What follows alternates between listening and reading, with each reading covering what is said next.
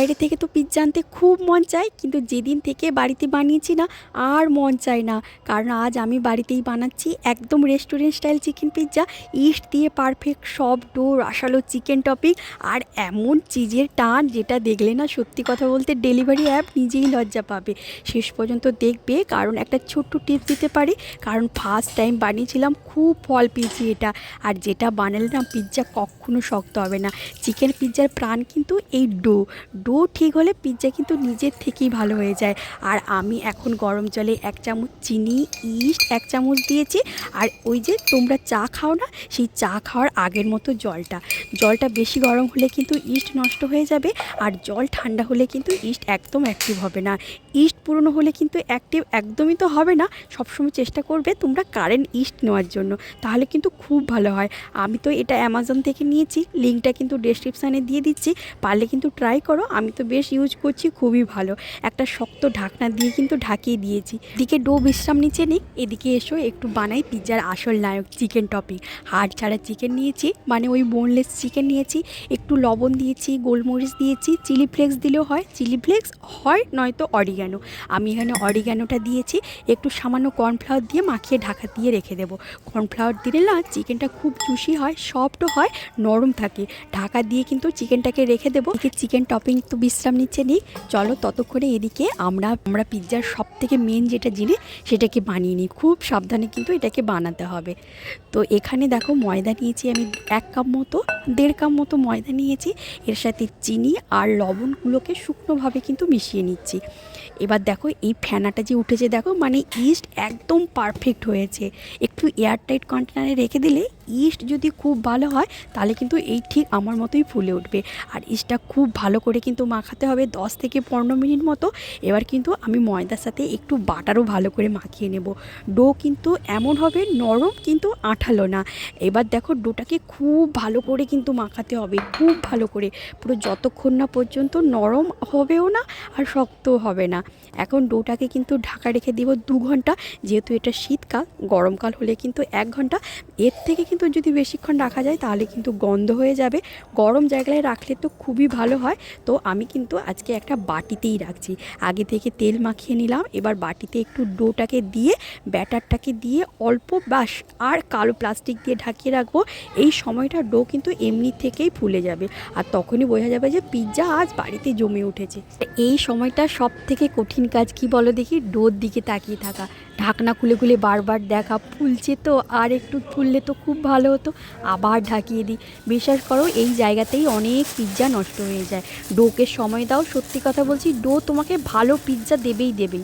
তা আমি ঢাকনা খুলে দেখছি না, চা খেতে যাচ্ছি ওদিকে, তাহলে ধৈর্য কিন্তু শেষ হয়ে যাবে। তো সত্যি কথা বলতে এই সময় সবাই প্রচুর ঢাকনা খুলে দেখে, তবে আমি কিন্তু এই সময়টা ফোন থেকে অনেক দূরে আছি। না হলে হঠাৎ করে দেখবো যে ফোনে নোটিফিকেশান চলে এসছে, আজকে 50% ছাড়, পিৎজার অর্ডার করুন। তখনই এসব দেখে মনে হবে আরে বাবা, আমি তো বাড়িতে এত কষ্ট করে ডো বানাচ্ছি, ডোকে বিশ্রাম দিচ্ছি, আর এদিকে ফোনে এরকম সব নোটিফিকেশান আসছে। সত্যি কথা বলতে আজ কোনো ফোনের অ্যাপ নয়, তাই আমি আজকেই নিজেই ডেলিভারি বয় হয়ে গেছি, নিজেই বাড়িতে একদম ফ্রেশ পিৎজা বানাচ্ছি, কোনো স্টোরের নয়। 1 প্লেট একদম পিৎজা আজকে বাড়িতে সবাই মিলে খাবো, সত্যি বলছি। চলো ততক্ষণে এদিকে একদম ফ্রেশ ভেজিটেবলগুলোকে কেটে নিই। আজকে আমি মন খুলে যত পেরেছি আজকে ভেজিটেবল নিয়েছি, জানো তো। আজকে পিৎজাও খাওয়াবো সবাইকে, ভেজিটেবলও খাওয়াবো। একদম ভেজিটেবলে কেউ খেতে চায় না। ভেজিটেবলটা কাটা হয়ে গেছে। চিকেন আমি কিন্তু বেশি করে রান্না করছি না, কারণ অলরেডি আবার পিৎজার সাথে রান্না করা হবে ওভেনে। তো এই সময় এই ভুলটা অনেকেই করে, চিকেন একদম শুকিয়ে ফেলে। তাতে কী হয় কি, পিৎজা খেতে একদম ভালো লাগে না। হালকা জুসি থাকলে কিন্তু ভীষণ পারফেক্ট হয়। এই দেখো, এদিকে দেখো আমার চিকেনটাও হয়ে গেছে, আর এদিকে দেখো আমার ডোটা কত সুন্দর ফুলে উঠেছে। বলেছিলাম না, ইস্ট ভালো হলে, ডো মাখানো ভালো হলে নিজের থেকেই কাজ করবে পিৎজার ডো। আমার তো নিজের দেখে এত ভালো লেগেছে, হাত দিয়ে ধীরে ধীরে করে আস্তে আস্তে করে আবারও 5 থেকে 7 মিনিট মতো মাখিয়ে নেব। এই পিৎজার বেসটা না আজকে আমি কোনো বেলনিতেই বেলবো না, যেটাতেই বানাবো আমি সেটাতে তার ওপরেই হাত দিয়ে চারিদিকে ছড়িয়ে দেবো। এখানে দেখো আমি এই 2টো স্টিলের থালা নিয়েছি, স্টিলের থালাতেই কিন্তু বানাবো আজকে, কোনো ওভেনে করব না, আমি নিজের গ্যাসের চুলাতেই কিন্তু করব আজকে। অনেকে স্টিলের থালাতে কিন্তু কী করে, নিচের থেকে অনেকে বাটার দেয়, তেল দিয়ে দেয়, তবে আমি কিন্তু আজকে এটাতে নিচের দিকে কিন্তু একটু ময়দা ছড়িয়েছি। তারপর দেখো হাত দিয়ে আমি কিন্তু ডোটাকে চারিদিকে সমান করে দিয়েছি। দেখো আমি কিন্তু প্রফেশনাল নয়, হয় প্রফেশনালদের মতো পারছি না ঠিকই, তবে বাড়িতে বানানো পিৎজা যেরকম হয় সেরকমই বানাচ্ছি, কিন্তু ভীষণ ভালো খেতে হয়েছিল বিশ্বাস করো। এবার দেখো চারদিকে ছড়িয়ে দিয়ে চামচ দিয়ে ফুটো ফুটো করে দিচ্ছি, যেরকম হয় পিৎজা যেরকম বানায় আর কি সেইভাবে করেছি। আর এদিকে দেখো পিৎজার একটা টপিং তৈরি করছি, পিৎজা টপিং দিয়েছি, তাতে একটু চিলি ফ্লেক্স দিয়েছি আর সামান্য সাদা তেল দিয়ে ভালো করে কিন্তু মাখিয়ে নিয়েছি, তার ওপর থেকে কিন্তু ছড়িয়ে দিচ্ছি। না সসটা আমি খুব একটা বেশি দেবো না, সস বেশি দিলে কিন্তু বেশটা ভিজে যাবে। এটা কিন্তু যারা প্রথমবার বানাচ্ছ তারা কিন্তু এটা খুব একটা ভালো ট্রিক্স, এটা ট্রাই করো, খুব ভালো হবে। হালকা একটা লেয়ার দেবে, তার ওপর থেকে চিকেন, পেঁয়াজ, ক্যাপসিকাম যা যা ভালো লাগে সব কিছু কিন্তু আজকে সাজিয়ে দেবো। আর আমি আজকে লাল, হলুদ, সবুজ পেঁয়াজ দিতে না আজকে ভুলে গেছিলাম জানো তো, অ্যাড করছি, পরেই অ্যাড করেছি, আবার যখন বসিয়ে দিয়েছি মানে ওভেনে তারপরে অ্যাড করেছি, মনে ছিল না। তারপরে একটু কর্ন দিয়েছি, তার ওপর থেকে আবার সব থেকে ইম্পর্ট্যান্ট জিনিস কী বলো তো, চিজ। আমি চিজটা দুভাবেই লেয়ার দিয়েছি, প্রথমে একটু দিয়েছি সস দেওয়ার পর, তার ওপর থেকে চিকেন দিয়েছি, তারপরে দিয়েছি যতগুলো ভেজিটেবল ছিল সবগুলো দিয়েছি, তারপরে আবার চিজ দিয়েছি।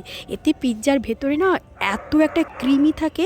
ওভেন বা কড়াইতেই করেছি, যেটা ব্যবহার করো আগে থেকে কিন্তু গরম করে নিলে খুব ভালো হয়। আমি এখানে কড়াইতেই বানাচ্ছি আজকে, আমার তো মাইক্রো ওভেন নেই। ঢাকা দিয়ে লো ফ্লেমে ওই 20 মিনিট মতো অপেক্ষা করতে হবে, এটাই হচ্ছে সব থেকে কঠিন জিনিস। আর এই দেখো আজকের আমার এই পিৎজার থালাটা দেখে এত ভালো লেগেছে, নিজেই বানিয়েছি তো প্রথমবার, মন ভরে যত পেরেছি তত চিজ দিয়েছি। ওই অর্ডার দিলে ডেলিভারি অ্যাপ থেকে অর্ডার দিলে যে কি আসে, শুকনো হয়ে যায়, জুসি থাকে না, মনের মতো করে চিকেন পাই না। আজকে দেখো মনের মতো করে সব কিছু ভালো করে দিয়েছি। আর এদিকে দেখো আমি কড়াইতেই করছি, আগেই তো বলেছি আমার কোনো মাইক্রো ওভেন নেই, তো লবণ দিয়ে আগে থেকেই প্রিহিট করে রেখেছিলাম। তারপর একটা এরকম প্যান বসিয়ে তারপর আমি কিন্তু থালাটাকে বসিয়ে দিয়েছি। দেখো 10 থেকে 20 মিনিট মতো টাইম দিয়েছি। এই দেখো চিজটা গলে গেছে, চিকেনও কি সুন্দর জুসি হয়েছে, একদম না নিচের বেশ একদম সফট হয়েছে। এই জন্যই বলি বাড়িতে বানানো পিৎজার একটা আলাদাই সুখ আছে। মনের মতো করে চিকেন খাও, মনের মতো করে চিজ দাও, ভীষণ ভালো খেতে হয়েছিল। একটা কথা বলি, এই পিৎজা বানাতে না কোনো রকমের সায়েন্স নেই গো, শুধু একটু ধৈর্য, ভালোবাসা দরকার হয়। আর তুমি যদি প্রথমবার বানাও তাহলে কিন্তু ভীষণ ভালোভাবে পারবে, আমি এটা একদম গ্যারেন্টি দিচ্ছি। আমি যদি জানি না, প্রথমবার বানিয়ে যদি এত ভালো পুরি, তাহলে কি বলো তোমরা পারবে না কেন? ভিডিওটা ভালো লাগলে কিন্তু লাইক করবে।